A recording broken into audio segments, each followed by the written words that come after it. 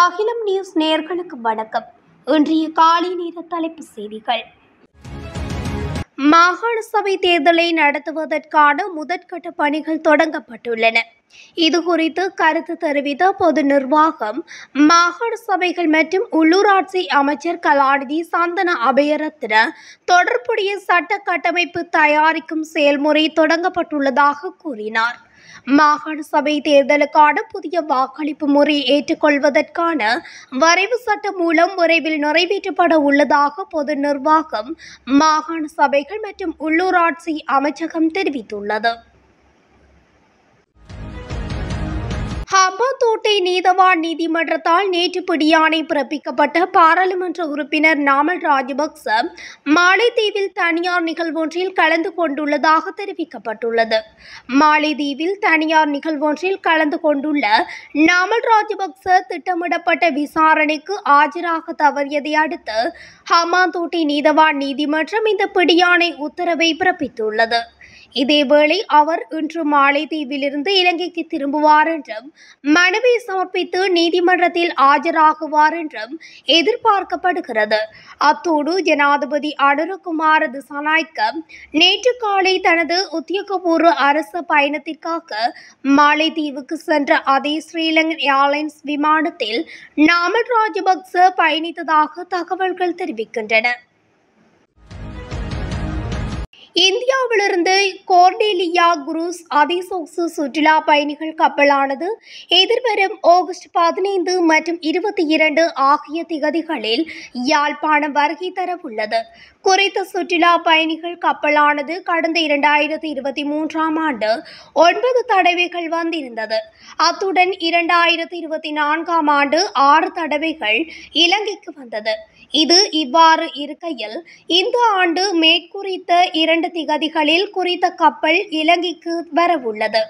காங்கேசன் துறைமுகத்தை வந்தடையும் கப்பலில் வரும் பயணிகள் யாழ்ப்பாணத்தில் உள்ள யாழ்ப்பாணம் கோட்டை உள்ளிட்ட சில இடங்களை பார்வையிட்ட பின்னர் மீண்டும் இந்தியாவை சென்றடைய உள்ளனர்.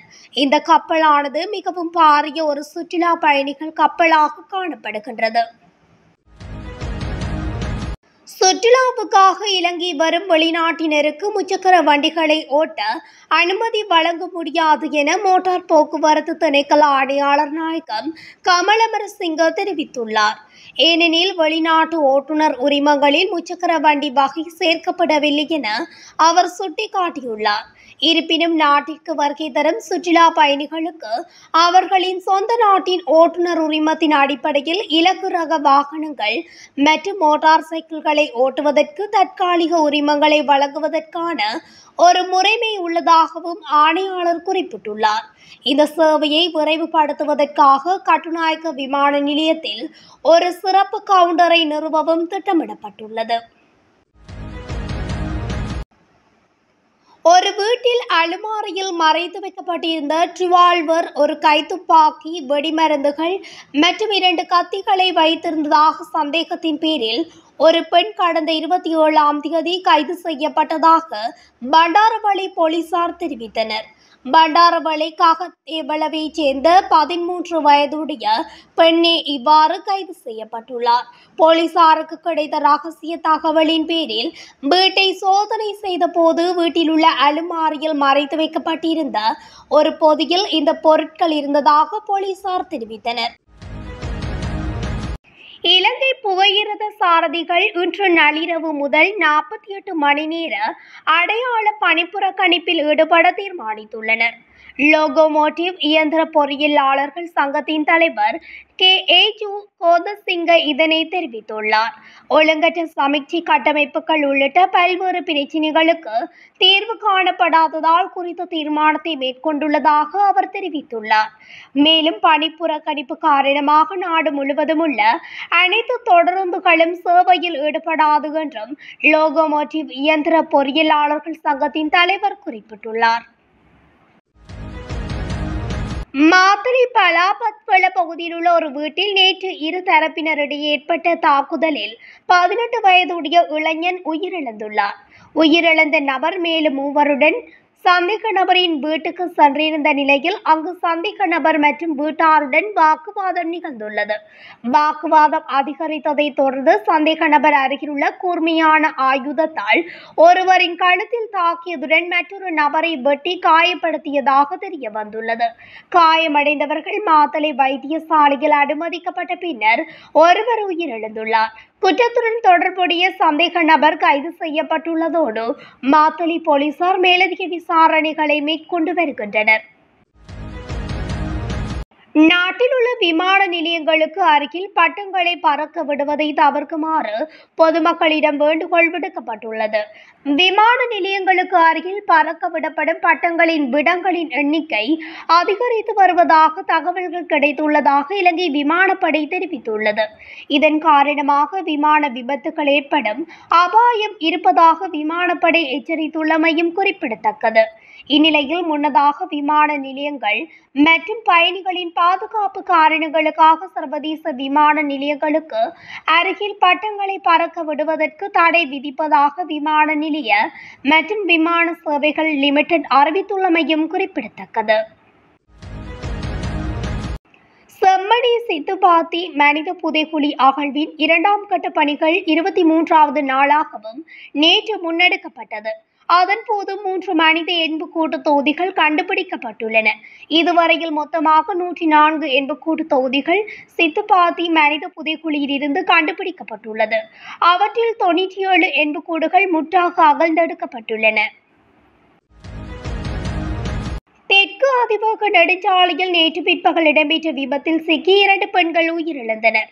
மத்தளவில் இருந்து கொழும்பு நோக்கி சென்ற சிற்றூர்தி ஒன்றின் டயர் வெடித்ததில் கட்டுப்பாட்டை இழந்த சிற்றூர்தி கவிழ்ந்து விபத்துக்குள்ளானதாக காவல்துறையினர் தெரிவித்தனர்.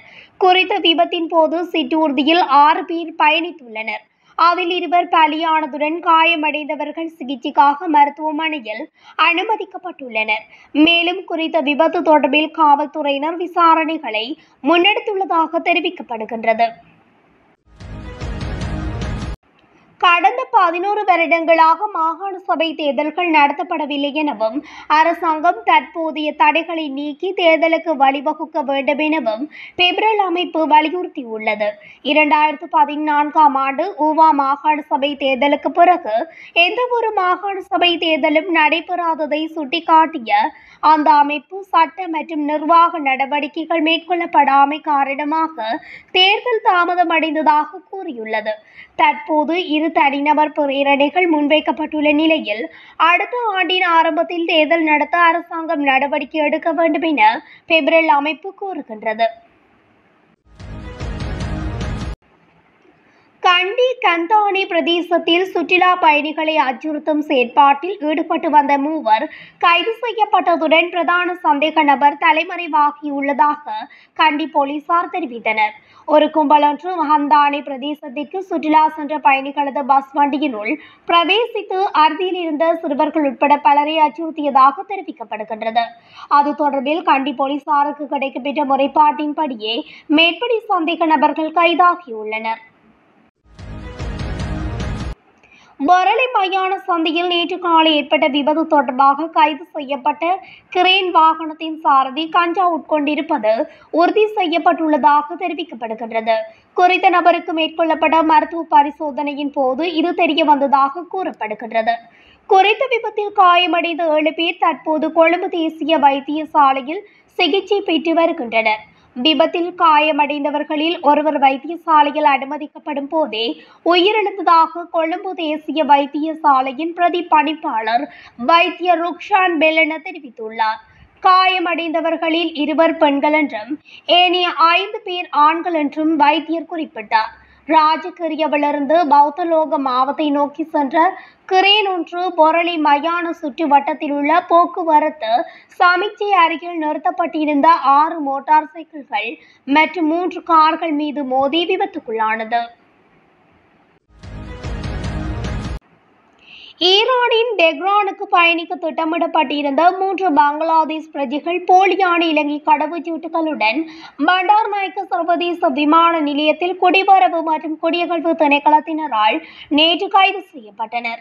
இந்த மூவர் நேற்று மாலை 3:10 மணிக்கு ஜார்ஜாவுக்கு புறப்படும் ஏர் அரேபிய விமானமில் ஏறுவதற்கு முன் சோதனைக்குட்படுத்தப்பட்டனர். அதன்போது அவர்களிடம் இருந்து இயல்பான பங்களாதேஷ் கடவுச்சீட்டுகளே காணப்பட்டுள்ளது. மேலதிக விசாரணையில் இந்த மூவர் கடந்த மே மாதத்தில் சுற்றுலா விசாவிலே நாட்டுக்குள் பிரவேசித்து போலியான பயண ஆவணங்களை பயன்படுத்தி வெளிநாடு செல்ல முயன்றதும் தெரிய வந்துள்ளது.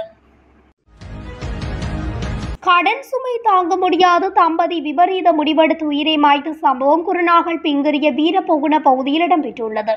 வீரபொகுண இகல கொன்கந்தவையைச் சேர்ந்த சுஷந்த சிசிரகுமார் என்ற கணவன் மற்றும் நிர்மலா சாந்திலதா தமயந்தி 40 வயது மனைவியாகி இருவரும் சேர்ந்து விஷமருந்தி உயிரை மாய்த்து கொண்டுள்ளனர். வீடு காணிகள் அடமானத்தில் வைத்து கடன் பெற்ற நிலையில் அவை ஏலத்தில் விடப்பட்டுள்ளன. உறவினர்கள் நண்பர்களிடம் பெற்ற கடனையும் அடைக்க முடியாமல் போயுள்ளது. இதனால் ஏற்பட்ட மன அழுத்தத்தை தாங்கிக் கொள்ள முடியாமல் தம்பதியினர் விஷமருந்தி உயிரை மாய்த்து கொண்டுள்ளனர்.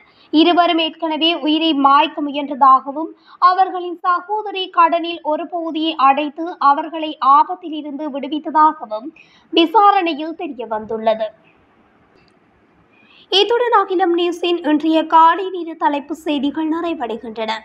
தொடர்ச்சியாக செய்திகளை அறிந்து கொள்ள அகிலம் நியூஸ் ஊடகத்துடன் இணைந்திருங்கள். நன்றி, வணக்கம்.